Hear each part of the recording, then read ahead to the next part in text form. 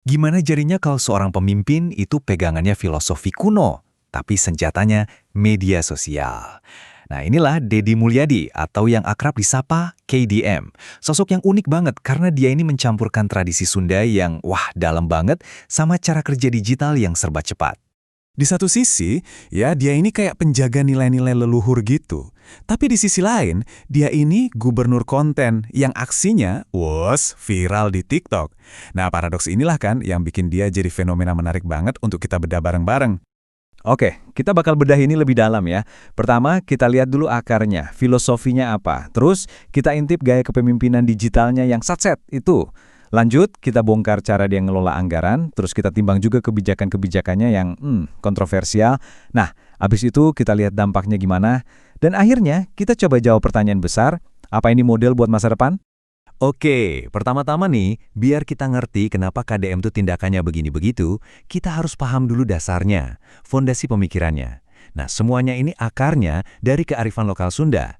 Sebuah keyakinan kalau kemajuan itu nggak harus ninggalin identitas budaya. Nah, ini dia, jantung kepemimpinannya. Sili asah, sili asih, sili asuh. Ini bukan cuma slogan loh, tapi benar-benar jadi metode kerja.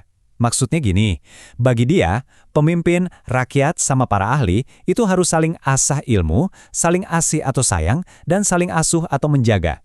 Semuanya bareng-bareng, harmonis, buat satu tujuan. Leweng hejo, masyarakat ngejo. Hutannya hijau, masyarakatnya bisa makan, sejahtera. Kutipan ini wah kena banget sih buat ngegambarin cara pandangnya. Jadi, menurut dia pembangunan itu bukan cuma soal angka, bukan cuma soal infrastruktur fisik.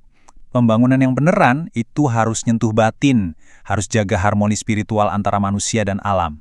Nah, inilah inti dari semua pendekatannya. Oke, dari filosofi kuno, sekarang kita lompat ke sisi lainnya dari paradoks KDM ini, yaitu gayanya yang super modern, responsif, dan serba digital. Kepemimpinan yang sering disebut satset, gerak cepat, tanggap. Jadi, dia ini bukan tipe pemimpin yang nunggu laporan numpuk di meja. Enggak, dia langsung belusukan, direkam, disiarin. Dia pakai dunia digital itu sebagai alat kerja yang benar-benar nyata. Bukan cuma buat dengerin keluhan warga loh, tapi buat eksekusi solusi detik itu juga. Benar-benar motong jalur birokrasi yang panjang dan kaku. Nah, alasannya pragmatis banget. Dia ngelihat platform digital itu bukan cuma buat panggung, tapi sebagai alat efisiensi. Coba bayangin, daripada buang miliaran rupiah dari APBD, itu anggaran pendapatan dan belanja daerah ya, buat iklan-iklan formal, dia milih komunikasi langsung. Menurut dia, ini jauh lebih transparan dan pastinya lebih hemat. Terus, gimana caranya filosofi dan gaya digital ini diterapin ke salah satu hal paling krusial di pemerintahan, anggaran? Jawabannya, perombakan total yang radikal, yang dasarnya empati. Coba deh lihat angka ini, 5,5 triliun rupiah.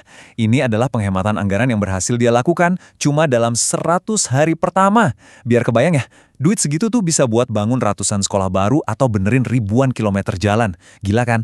Dan ini semua hasil dari pemangkasan pengeluaran birokrasi yang drastis banget. Poin pentingnya tuh di sini. Anggaran-anggaran yang sifatnya seremonial, kayak baju dinas, perjalanan ke luar negeri, itu semua dipangkas habis. Terus duitnya dialihin kemana? Ya ke kebutuhan dasar publik.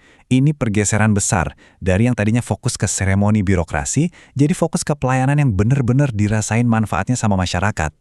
Nah, keberanian buat ngerombak anggaran ini ternyata kebawa juga ke kebijakan-kebijakan lainnya. Dan ya, ini yang sering bikin perdebatan panas. Coba kita lihat beberapa contohnya secara seimbang ya, pro dan kontranya. Oke, kebijakan pertama yang jadi sorotan, ngirim siswa yang dianggap bermasalah, yang suka tawuran, atau ikut geng motor, buat ikut program pembinaan di barak militer. Di sini ada dua sisi yang berlawanan banget. Pemerintah bilang, ini bukan latihan militer loh, ini pembinaan mental, dan bahkan didukung Menteri HAM. Tapi kritikannya juga kencang banget. KPAI sampai minta ini dihentikan. Banyak ahli pendidikan juga yang nanya, apa benar pendekatan kayak gini solusinya? Kalau tadi udah kontroversial, yang berikutnya ini lebih-lebih lagi. Ada wacana buat mengaitkan program KB, khususnya vasektomi buat pria, sama syarat buat dapat bantuan sosial atau bansos. Logikanya sih katanya buat neken angka kemiskinan. Asumsinya kan keluarga yang anaknya banyak itu cenderung miskin. Tapi wacana ini dikecam habis-habisan. Para pengkritik khawatir, wah ini bisa bikin masalah demografi di masa depan. Belum lagi pertanyaan etis yang serius banget soal hak dan kebebasan orang atas tubuhnya sendiri. Oke, kita udah lihat filosofinya, aksinya, sama kontroversinya. Terus gimana dong penilaian publik dan para ahli soal kepemimpinan KDM? Nah, disinilah paradoksnya makin kelihatan jelas. Di satu sisi, coba lihat angka ini. Luar biasa. Banyak survei nunjukin tingkat kepuasan publik itu tinggi banget, sampai di atas 94%. Ini bukti kalau gaya kepemimpinannya yang merakyat, cepat tanggap, dan langsung nyentuh kebutuhan warga itu benar-benar disukai sama sebagian besar masyarakat. Tapi, di sisi lain, ada kritik pedas dari kalangan akademisi. Gayanya disebut narsistik otokratis. Maksudnya apa? Ya dia dianggap terlalu fokus ke citra diri, semua keputusan diambil sendiri, nggak ngelibatin orang lain, semacam one-man show gitu. Nah ini kan benturan persepsi yang kuat banget.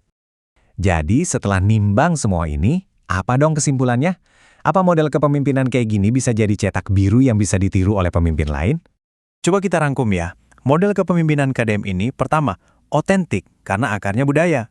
Kedua, humanistis karena pendekatannya yang empati. Ketiga, jelas melek digital. Keempat, transformatif, soalnya berani banget ngerombak sistem. Dan yang terakhir, nah ini dia, memecah belah, dicintai publik tapi dikritik sama para ahli. Dan ini ninggalin kita dengan satu pertanyaan besar. Apakah gaya kepemimpinan yang personal banget dan berakar kuat di budaya lokal ini bisa jadi formula baru yang diterapin di mana-mana?